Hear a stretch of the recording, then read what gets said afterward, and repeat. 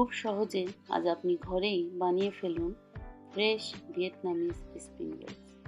আর খাওয়ার জন্য সাথে রাখুন আপনার পছন্দের মতো 2টি ডিপিং সস।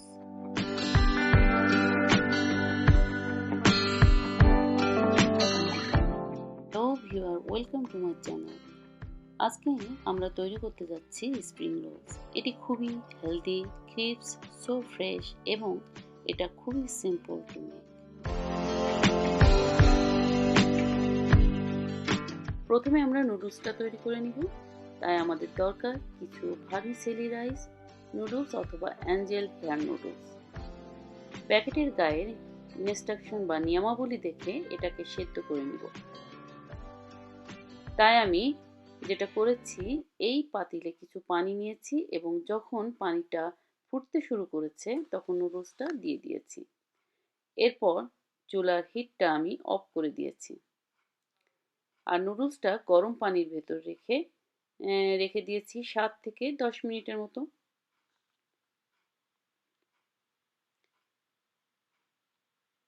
যখন নুডলসটা পুরোপুরি সফট হয়ে যাবে তখন একটা ছাঁকনি বা স্ট্রেইনারের ভিতর ঢেলে ট্যাপের ঠান্ডা পানি দিয়ে ধুয়ে নিতে হবে। তারপর এই ছাঁকনি সহ নুডলসটি আমি সাইড করে রেখে দিব কিছুক্ষণ, তাহলে এর ভেতর যে এক্সট্রা পানি আছে সেটা বেরিয়ে যাবে।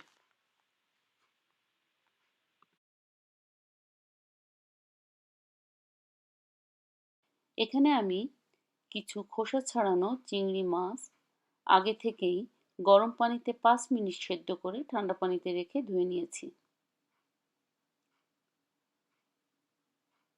এবং প্রত্যেকটা চিংড়ি মাছকে একটা ছুরির সাহায্যে মাছ বরাবর এভাবে আমি 2 ভাগ করে নিয়েছি। এক্ষেত্রে একটু কেয়ারফুল হতে হবে, এই আর কি। এখন আমি রোলের জন্য ফ্রেশ ভেজিটেবল রেডি করব।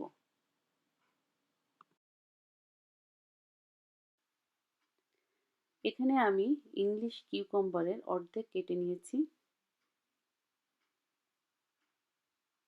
আপনারা এক্ষেত্রে যে কোনো শসা ব্যবহার করতে পারবেন, কোনো সমস্যা নেই।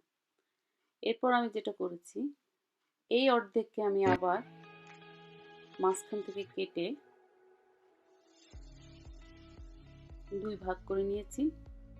এরপর একটা ভাগ ঠিক এভাবে আমি ছুরি বসিয়ে লম্বালম্বি করে ছোট ছোট করে স্লাইস করে আমি কেটে নিয়েছি।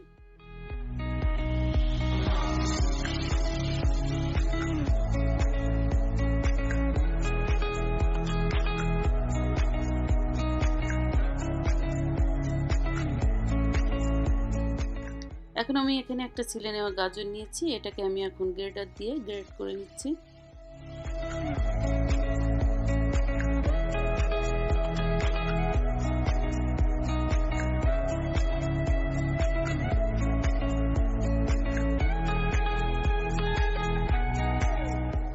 আজ আমি লেটুসের জন্য বাটার লেটুস ব্যবহার করছি, আর এই বাটার লেটুসের পাতাটা বেশি একটা বড় হয় না, ছোট সাইজ হয়। এই কারণেই আমি প্রত্যেকটা রোলের জন্য একটা করে লেটুস পাতা ব্যবহার করব। আর প্রত্যেকটা পাতার মাঝখানে যে শক্ত স্টিম থাকে ওটা আমি ছুরির সাহায্যে এটা কেটে ফেলে দেব। আর এটা থাকলে যেটা সমস্যা হয়, রোল করতে একটু সমস্যা তৈরি করবে।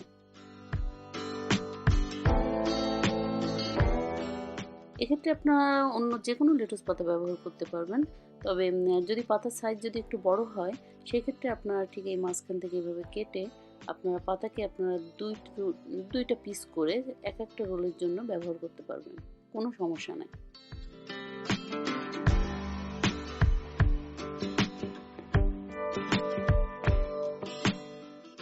এখন আমার স্প্রিং রোলের ভেতরে সব উপকরণ রেডি হয়ে গেল।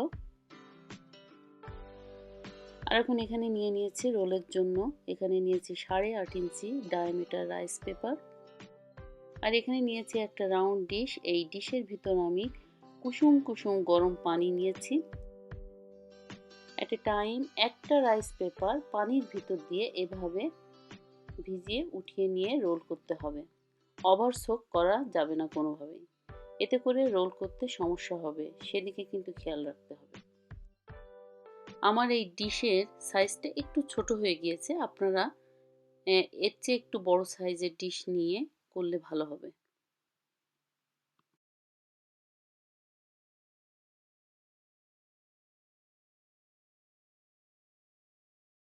এখন রোল করব।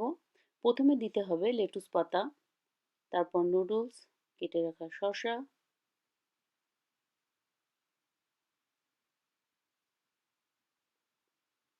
তারপর গাজর, কিছু ধনেপাতা আর হাফ করে কেটে রাখা চিংড়িগুলো ভেজিটেবলের বরাবর এভাবে সাজিয়ে দিতে হবে।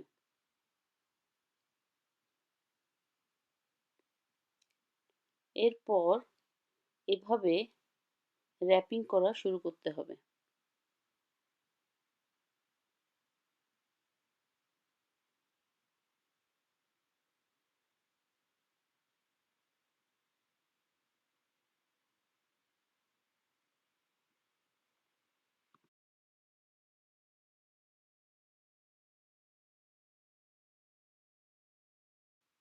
এভাবে একে একে সবকটা রোল আমার বানানো হয়ে গিয়েছে। এখন আমি একটা রোল মাঝখান থেকে কেটে দেখাচ্ছি। তাহলে বুঝতে পারবেন ভেতরের যে ইয়ামি টপ অথবা ভিতরের ফিলিং সেটা পরিষ্কার দেখা যাবে। তো দেখুন ভিতরে কত সুন্দর ইয়ামি ফ্রেশ ভেজিটেবল নুডলস। ব্যাস, আমার স্প্রিং রোল বানানো ডান। তো এখন সস দিয়ে খাওয়ার পালা। স্প্রিং রোলের জন্য এই দুইটা ডিপিং সসের রেসিপি আমার চ্যানেলে দেওয়া আছে, আপনারা ওখান থেকে দেখে নিতে পারবেন। দুইটা সসই অসম্ভব মজার হয়। তো আজ এই পর্যন্তই। আর আমার আজকের রেসিপিটি আপনাদের কেমন লাগলো কমেন্ট করে জানাবেন। সবাই ভালো থাকবেন। আল্লাহ হাফেজ।